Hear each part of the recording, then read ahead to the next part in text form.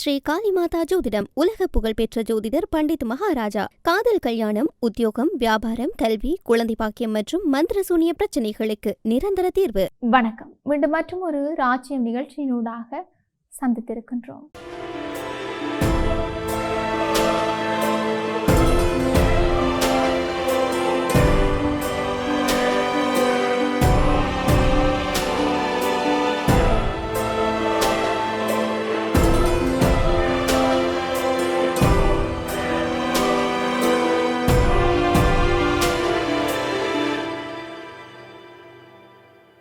பாகிஸ்தானில் மனித கடத்தல் மற்றும் ஆழ்கடத்தல் குற்றங்கள் மிக மோசமான நிலையை எட்டியிருக்கிறதாக அண்மைய புலனாய்வு தகவல்கள் தெரிவிக்கின்றன.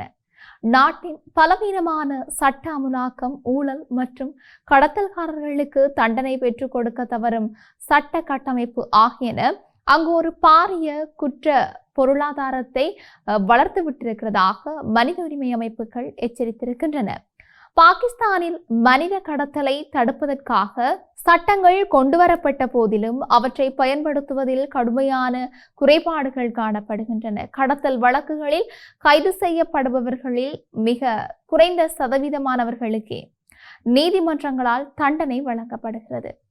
பெரும்பாலான குற்றவாளிகள் போதிய சான்றுகள் இல்லாமை அல்லது ராஜதந்திர மற்றும் அரசியல் செல்வாக்குகளை பயன்படுத்தி சட்டத்தின் பிடியிலிருந்து மிக எளிதாக தப்பிவிடுகிறார்கள். எல்லையோர பாதுகாப்பு படையினர் மற்றும் உள்ளூர் போலீஸ் உத்தியோகத்தர்கள் சிலருக்கு கடத்தல் குழுக்களுடன் இருக்கும் ரகசிய தொடர்புகள் இந்த குற்ற செயல்களை தடையின்றி நடத்த வழிவகுக்கின்றன. வறுமை, வேலையின்மை மற்றும் நாட்டின் தற்போதைய பொருளாதார நெருக்கடி ஆகியவற்றை பயன்படுத்தி ஏழை மக்களை இலக்கு வைத்து இந்த கடத்தல் வலையமைப்புகள் இயங்கி வருகின்றமையும் குறிப்பிடத்தக்கது. தொடர்ந்து வளைகுடா நாடுகள், ஐரோப்பா மற்றும் பிற ஆசிய நாடுகளுக்கு நல்ல வேலை பெற்றுத் தருவதாக கூறி பல்லாயிரக்கணக்கான பாகிஸ்தானியர்களிடமிருந்து பெரும் தொகை பணம் சுரண்டப்படுகின்றது. கடத்தப்படும் பெண்களும் சிறுமிகளும் பாலியல் தொழிலுக்காகவும், சிறுவர்கள் கட்டாய உழைப்பு மற்றும் பிச்சை எடுக்கும் தொழிலுக்காகவும் அண்டை நாடுகளுக்கும் உள்நாட்டிலும் விற்கப்படுகின்றார்கள். ஐரோப்பாவை நோக்கிய ஆபத்தான கடல் மற்றும் நிலப்பாதைகள் வழியாக மக்களை கடத்துவதன் மூலம் சர்வதேச கடத்தல் கும்பல்கள் பில்லியன் கணக்கான ரூபாய்களை லாபமாக ஈட்டுகின்றன. பாகிஸ்தான் சர்வதேச அளவில் மனித கடத்தலுக்கான கண்காணிப்பு பட்டியலில் தொடர்ந்து நீடித்தும் வருகின்றது. இந்த நிலையை மாற்றுவதற்கும் அப்பாவி மக்களின் உயிர்களை பாதுகாப்பதற்கும் பின்வரும் அவசர நடவடிக்கைகள் எடுக்கப்பட வேண்டும் என்று பரிந்துரைக்கப்பட்டும் இருக்கின்றது. பாகிஸ்தான் அரசாங்கம் தன்னுடைய உள்நாட்டு பாதுகாப்பு மற்றும் சட்ட கட்டமைப்பில் உடனடி சீர்திருத்தங்களை செய்யாவிட்டால் இந்த மனிதாபிமானமற்ற குற்ற பொருளாதாரம் நாட்டின் ஸ்திரத்தன்மையை மேலும் சீர்குலைக்கும் என்று சர்வதேச மனித உரிமை அவதானிகள் சுட்டிக்காட்டியும் இருக்கின்றார்கள். இவை இப்படி இருக்க, ரஷ்ய ஜனாதிபதி விளாடிமிர் புடின் சீனாவின் பெய்ஜிங் நகரை சென்றடைந்ததாக வெளிநாட்டு ஊடகங்கள் செய்தி வெளியிட்டிருக்கின்றன. சீன ரஷ்ய நட்புறவு ஒப்பந்தத்தின் 25வது ஆண்டு நிறைவையொட்டி புடினின் சீனா பயணம் திட்டமிடப்பட்டிருந்ததாக கிரெம்ளின் ஒரு அறிக்கையில் தெரிவித்திருந்தது. இந்த விஜயத்தின் போது அவர் சீன ஜனாதிபதி ஷி ஜின்பிங்கை சந்தித்து இருதரப்பு பேச்சுவார்த்தைகளை நடத்த இருக்கிறதாக குறிப்பிடப்பட்டிருக்கிறது. ரஷ்ய ஜனாதிபதியின் இந்த விஜயத்தை முன்னிட்டு பெய்ஜிங் நகரின் பாதுகாப்பு பலப்படுத்தப்பட்டிருந்ததாக சர்வதேச ஊடகம் தெரிவித்திருந்தது. உலகின் மூலோபாய முக்கியத்துவம் வாய்ந்த நீர்வழிகளில் ஒன்று அச்சுறுத்தலுக்கு உள்ளாகியிருக்கின்ற நிலையில் சீனா நம்பகமான தரைவழி எரிசக்தி வழங்குனராக ரஷ்யாவை அதிக அளவில் நாடியிருக்கிறதாக தெரிவிக்கப்பட்டிருக்கிறது. மாஸ்கோவும் பெய்ஜிங்கும் வாஷிங்டனுடன் சிக்கலான உறவுகளை கையாண்டு வரும் நிலையில் ட்ரம்பின் வெளியுறவு கொள்கையின் கணிக்க முடியாத தன்மையானது ரஷ்யாவையும் சீனாவையும் மேலும் நெருக்கமாக தள்ளும் விளைவை ஏற்படுத்தி இருக்கிறது என்று ஆய்வாளர்கள் கூறியிருக்கிறார்கள். அமெரிக்க ஜனாதிபதி ட்ரம்ப் தன்னுடைய சீன விஜயத்தை நிறைவு செய்து ஒரு வாரம் நிறைவடைவதற்குள் இந்த ராஜதந்திர விஜயம் ஏற்பாடு செய்யப்பட்டிருந்தமையும் இங்கு குறிப்பிடத்தக்க விடயமாகவே இருக்கின்றது.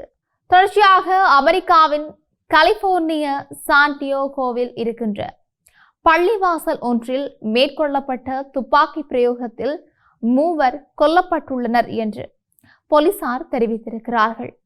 இந்த துப்பாக்கி பிரயோகத்தை மேற்கொண்டதாக சந்தேகிக்கப்படுபவர்களில் ஒருவரின் தாய் தன்னுடைய மகன் நண்பர் ஒருவருடன் ஓடிப்போய் விட்டதாகவும் தற்கொலை செய்து கொள்ளும் எண்ணத்தில் இருக்கலாம் என்றும் போலீசாரிடம் தெரிவித்தும் இருக்கின்றார். அவர் போலீசாருக்கு தகவலை வழங்கி 2 மணித்தியாலங்கள் கடந்த நிலையில் இந்த துப்பாக்கி பிரயோக சம்பவம் நடந்திருக்கின்றது. இந்த தாக்குதல் மேற்கொள்ளப்படுவதற்கு முன்பே அந்த இருவரையும் போலீசார் தேடி வந்த சூழலில் சாண்டியோகோவின் இஸ்லாமிய மையத்தில் இந்த தாக்குதல் இடம்பெற்றிருக்குது. என்றாலும் இஸ்லாமிய மைய கட்டடத்தின் முன்புறத்திற்கு வெளியே துப்பாக்கி காயங்களுடன் 3 பேரை போலீசார் கண்டறிந்தார்கள். மசூதியிலிருந்து சில தெருக்களுக்கு அப்பால் வாகனம் ஒன்றில் 17 மற்றும் 18 வயதுடைய அந்த சந்தேக நபர்கள் தங்களை தாங்களே சுட்டுக்கொண்ட காயங்களுடன் இறந்து கிடந்ததையும் போலீசார் கண்டறிந்தும் இருக்கிறார்கள். இப்படி இவையொரு புறம் இருக்கு. பிரித்தானியாவில் வேலைவாய்ப்பின்மை விகிதம் எதிர்பாராத விதமாக அதிகரித்திருக்கிறதோட வெற்றிடங்களின் எண்ணிக்கையும் கடந்த 5 ஆண்டுகளில் இல்லாத அளவுக்கு மிக குறைந்த மட்டத்திற்கு வீழ்ச்சியடைந்திருக்கிறது. ஈரான் போர் காரணமாக நிறுவனங்கள் சந்தித்து வரும் ஆரம்ப கட்ட பாதிப்புகளே இதற்கு முக்கிய காரணம் என்று பொருளாதார நிபுணர்கள் தெரிவித்தும் இருக்கிறார்கள். பிப்ரவரி வரையிலான 3 மாதங்களில் 4.9% இருந்த வேலைவாய்ப்பின்மை விகிதம் மார்ச் வரையிலான 3 மாத காலப்பகுதியில் 5% சற்றே உயர்ந்தது. அதேவேளையில் பிப்ரவரி முதல் ஏப்ரல் வரையிலான காலப்பகுதியில் வேலைவாய்ப்புக்கான வெற்றிடங்களின் எண்ணிக்கை 28,000 குறைந்து 7,05,000 வீழ்ச்சியடைந்தது. இது 2021 ஏப்ரல் மாதத்திற்கு பிறகான மிக குறைந்த அளவாகும். மேலும் கடந்த ஏப்ரல் மாதத்தில் மட்டும் சம்பள பட்டியலில் இருந்த ஊழியர்களுடைய எண்ணிக்கை 1,00,000 வரை குறைந்தது. குறிப்பாக குறைந்த ஊதியம் வழங்கும் விருந்தோம்பல் மற்றும் சில்லறை வர்த்தகம் ஆகிய துறைகளே இதனால் பெரும் பாதிப்பை சந்தித்திருக்கின்றன.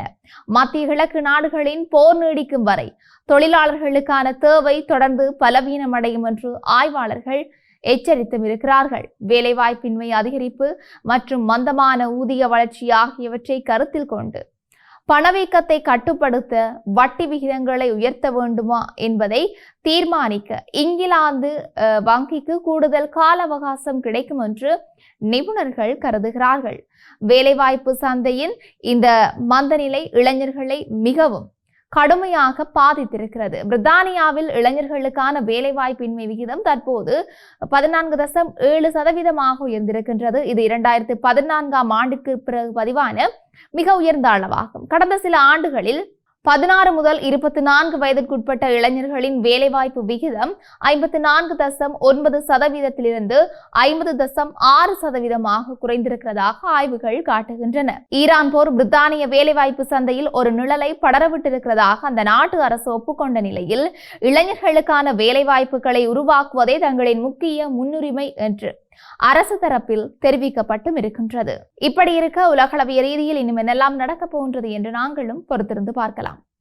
மீண்டும் மற்றும் ஒரு பதிவினூடாக சந்திக்கலாம். வணக்கம்.